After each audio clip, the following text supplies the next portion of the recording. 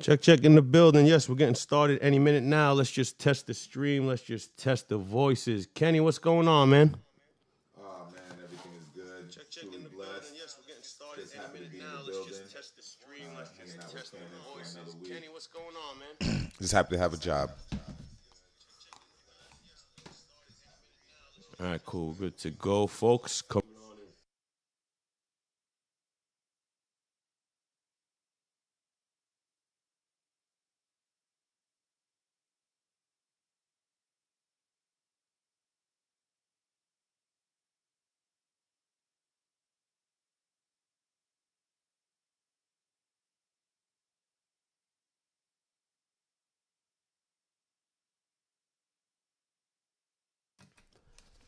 And we are live. Yes, folks, welcome to another edition of Sticks and Stones. I go by the name of the loose cannon, none other than Kenny Lock in the background. Sticks, what's going on, man? Yeah, just happy to be here, man. Just happy to still be employed, have a job, still be alive. No floods in my home. Just really, truly blessed just to be here talking to y'all. Not a lot of people can say that with all the shit that's going on in this world, huh? A lot of stuff from natural disasters to we missed some kind of little shootout last week that we wasn't on air. Yeah, man. Nowadays, you got to really, truly be happy that you can make it through the day. You know, right now it's, late in the evening. It's almost 12. I'm about to toast that I made it another 24 hours. You know, I'll definitely light up to that. But yeah, you got to really be happy that you make it through each day nowadays. Actually, you're going away soon too, yes? Ain't you going for a little getaway? Yeah, I'm going out to Vegas. You know, I'm one of the businesses that I'm involved in. You know, I'm one of those black educated Negroes. You know, one of those Negroes that can read. You feel me?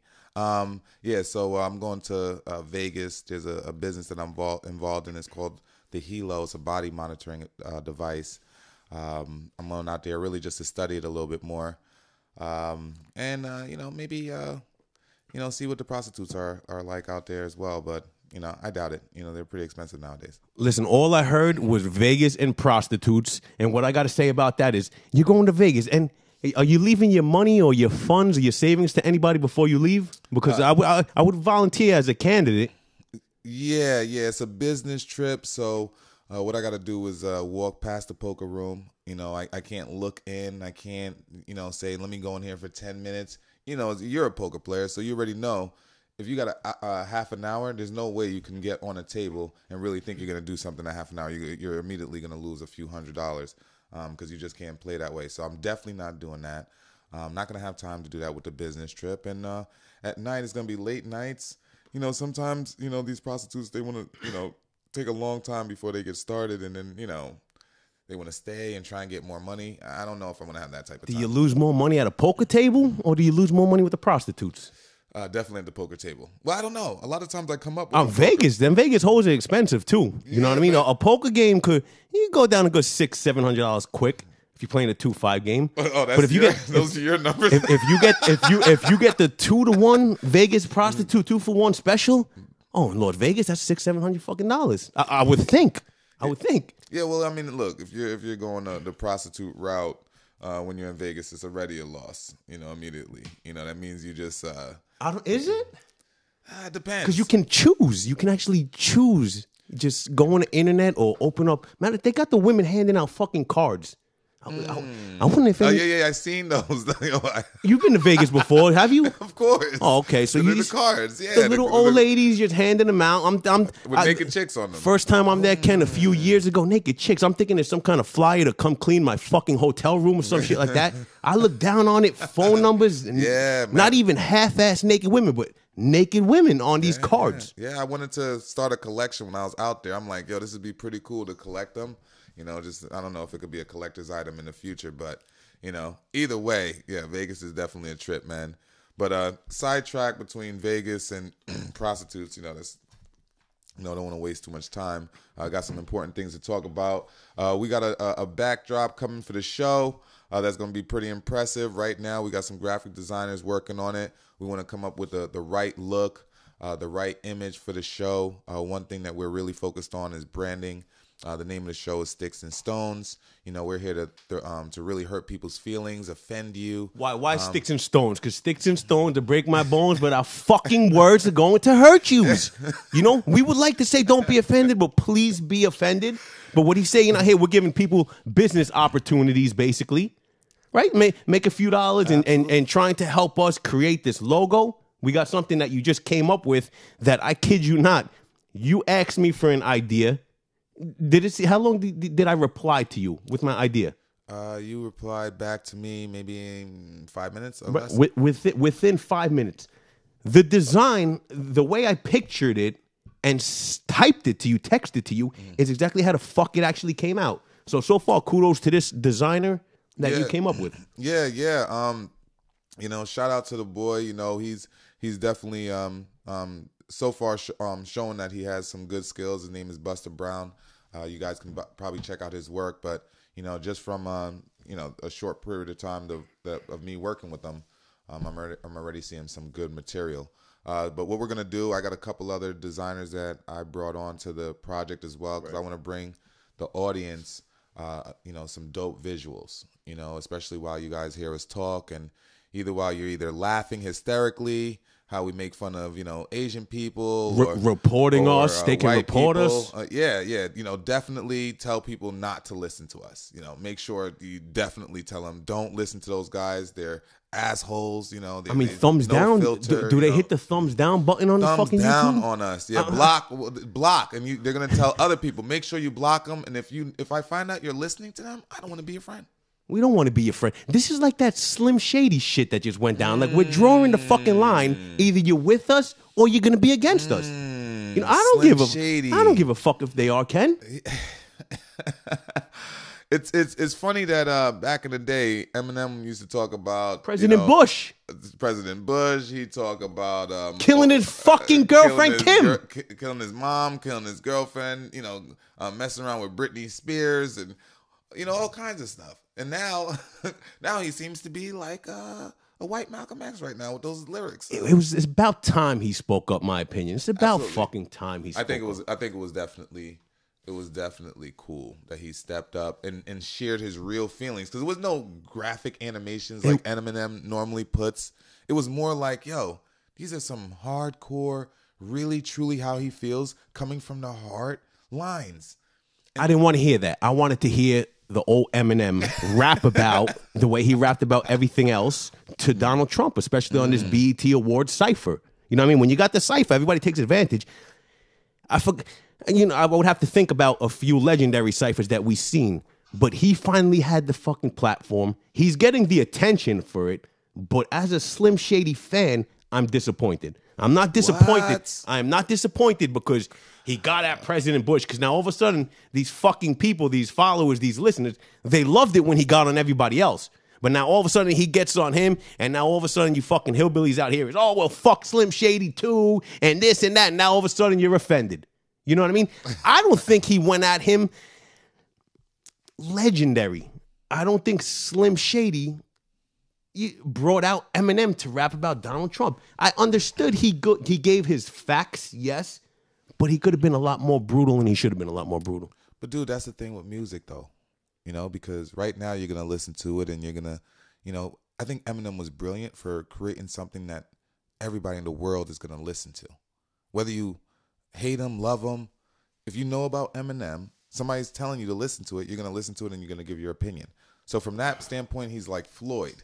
He's like Floyd Mayweather from that standpoint, because whether you like him or not, or whether you're a fan or you're not a fan anymore, you listen to the track. So his one track has definitely went viral, of course. And it's which was his goal, to get as many listeners, right? He's brilliant, you know. Ken, I don't think most of the audience can lather those rhymes, can picture his verse that he spat, that he spitted, that he spat on BT. How do you say that? That he spit. Spit, I think. But it's past tense. Spitted. I think spitted. Maybe it may be spitted. All right, so whatever he spitted that night. Yeah, but okay, but you know, you're getting credit for the incorrection. I'm just telling you that. Okay.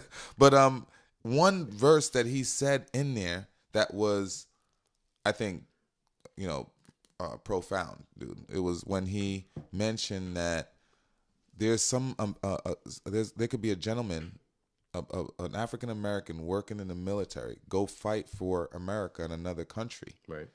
Come back to America, and then get told to his face, "Go back to Africa." Now I think that's fascinating. That's Eminem. That's a line that Eminem brought, right?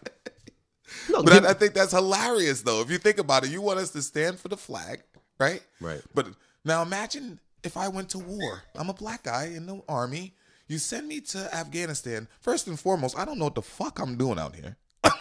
I come back, I still don't know. I'm suffering from, PTSD and all of this weird shit. I got bruises and almost died and seen people's blow up right in front of me.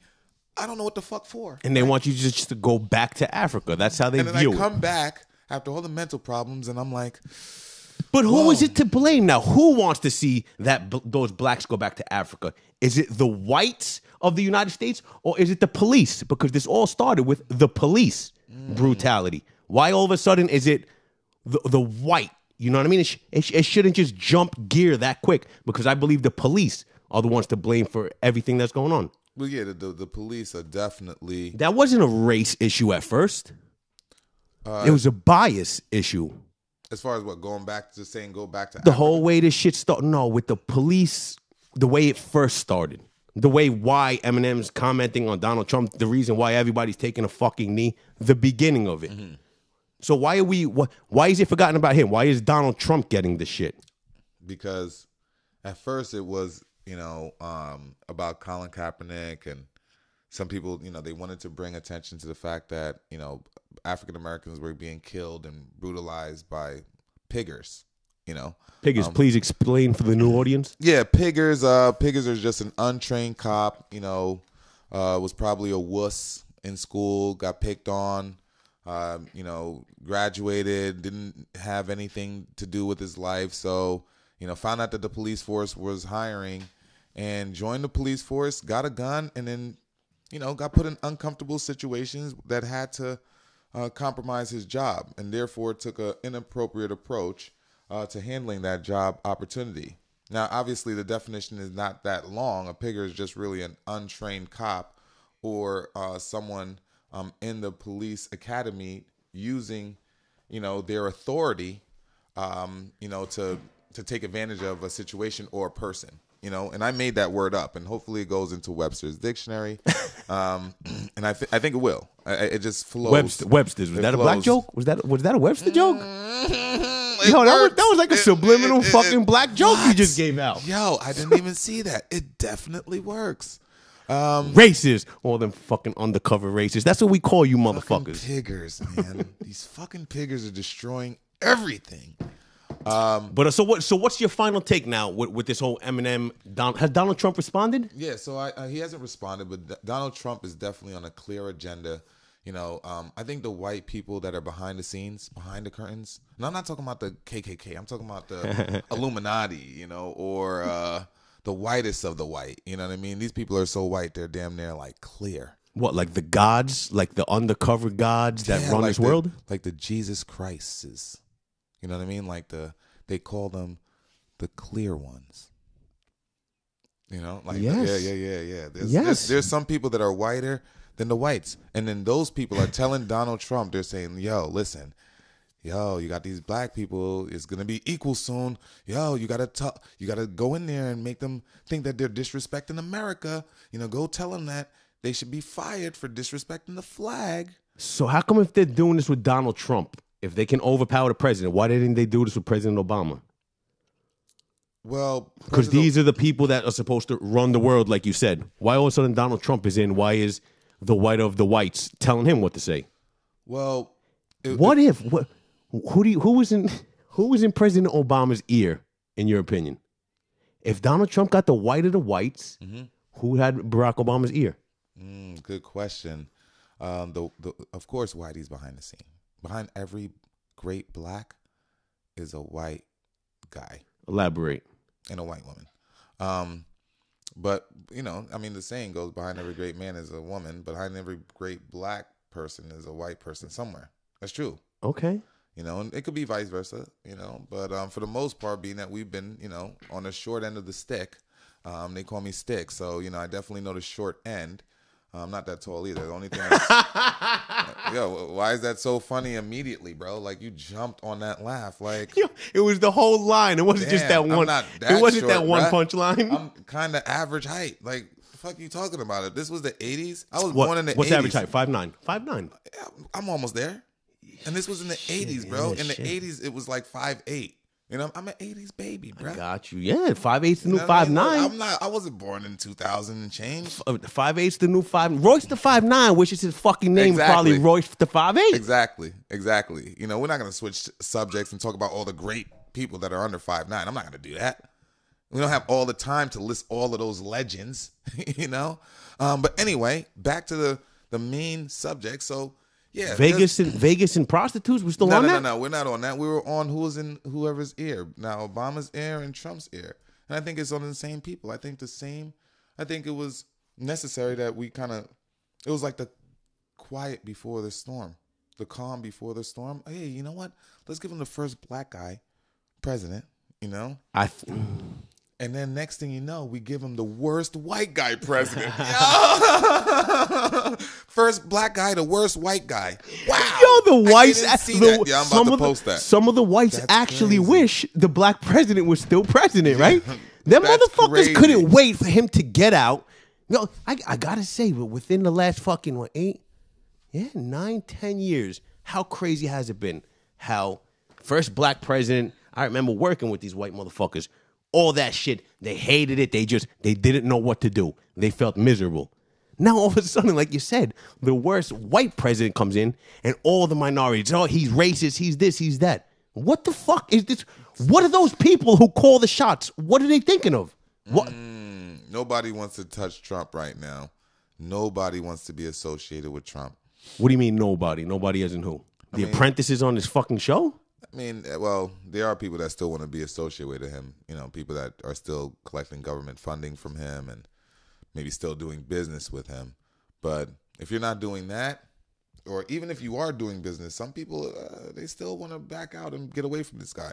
You know, he has an agenda right now to split the country. You know, possibly split the world. Possibly split the world.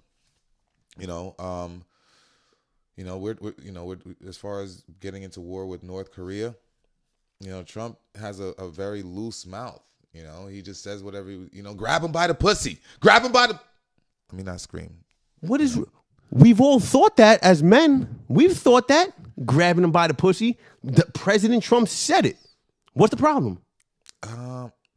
Because he's the president now? That's even more fucking gangster. He was saying it when he wasn't president.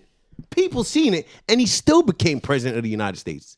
Well, I mean, he kind of said it in a weird way. He just said, first the conversation was like, he just starts kissing married women. You know what I mean? Just like, he's like, yo, I'm on him. Continue, please. This story's getting fucking better, but you're trying to knock President Trump. It gets no better. So he's on him. He knows he's a star. They're trying to push him away. He sees the ring. I think he says that he's kind of like maybe more turned on, or he's kind of talking about the fact that it's kind of turning him on. The fact that these married women are trying to stop him from molesting them or forcing himself onto them. So Bill Cosby fucking did it. What's the problem with Donald Trump doing it? Well, there's no evidence of Donald Trump slipping them any Quaaludes. Okay? Now, first and foremost, like, if you take Quaaludes with Bill Cosby, you're fucking. You know what I mean? You're getting some pudding pops. You think he puts it in Jello shots? Putting Jello shots? You think he goes around asking who wants Jello shots? Yeah, probably, because imagine the sponsorship on the Jello that he had at the time. Every fucking party, there's Jello shops and Quaaludes in there. Are you fucking kidding me? There's Jello fucking pools. He fucking Quaalude me. Now that I think about it, Donald Trump Quaalude me as well. As a kid, that's all I fucking ate. Going to school. What? Going to school with pudding and a little Tupperware of Jello. Hell fucking yeah. Yeah. Can we still sue, or is it too late? Because I remember last time we spoke, you know much about beating the court system. No, but nobody said that Quaaludes, first and foremost. I feel fucking violated, Bill Cosby. Nobody said that Quaaludes was pudding. Pops or Jello. We're saying that when he was chilling with the chicks, bruh. When he's chilling with them after hours, after he does one of his shows, the Cosby Show, you know, he's arguing with Theo or you know whatever, you know what I mean. And next thing you know, after that, they say cut. You know, he's going to the back, he's checking to see if he has the 7 Quaaludes in his back pocket in the dressing room. It's there, right? Next thing you know, he comes with a chick. She's on the set. He told her to wait, you know, until he's done with that set. She chilled the whole time. She was there from 2 to 11 o'clock at night. She's definitely gonna fuck, bruh. But anyway. So when you go to Vegas, you bringing any Quaaludes with you? That's a way to save $600-700 we were just talking about. Yeah, dude. I wish Quaaludes was still around after watching Wolf of Wall Street, but you know, I don't. That's not a drug that you want to get addicted to. You know, we ain't taking it. The fuck, we ain't taking one of them. Nah, bro. Yeah. If we're Bill Cosby in it and we're saving $600 fucking dollars, I'm Quaalude it. Matter of fact, any of you graphic designers that reach out to us, if you do have anything on the side, please also contact us. But how do they contact us? All these graphic designers for the background, real quick, one more time. Yeah. Well, you know, we already did the evaluations on the designers that we wanted to work on this specific project. You know, that we got so many responses that, you know, we have relationships that we can develop for other businesses that I have that I'm also working on as well that we can get into on other shows. But they can, you know, hit me up on my Facebook, you know, directly, or, you know, from this YouTube channel, you know, if they want to be a part of the movement and get involved with some of the other things that I have going on, you know, they can absolutely respond to here as well and be able to get that kind of stuff done as well. You know, with you know, that being said, there is some other contact information that we can also give. Right now, we're making sure that all of the channels that we have are growing properly. So we want to make sure that everything is facilitated correctly. You know, I'm one of those individuals that I don't play around when it comes to business. So I don't want to do anything if I can't do it the right way. So with that being said, I wanted to just take a little quick break. I'm at that point right now where I want to, you know, take another shot of the Henny. You know, I'm looking at Cannon. I don't know if you feeling the same way too. You've been sipping on. I feel great. Miller High Life. This is what me and my nigga Star used to drink when we was doing the show. We were doing Miller High Life. We was doing Steel Reserves. We was doing Old English once in a while. Whoa. We was drinking Paul Mason Peach. Whoa. One day, actually, my last show that I did with him, I cracked a bottle of, the fuck do you call that? Not Cristal, the other one. Dom Perignon. Dom Perignon. It wasn't the expensive fucking one, but $200 to me is expensive. Yeah. Cracked it, tasted great, but we'll be back. Yeah. $200 outside of the club is definitely expensive. I was like, $200, bro. What the fuck are you talking about? But I'm like, oh, yeah. From the corner store. Oh, yeah. That's, whoa. That means that's like $1,200 in the club, if that's the case. Folks, we'll be back after this.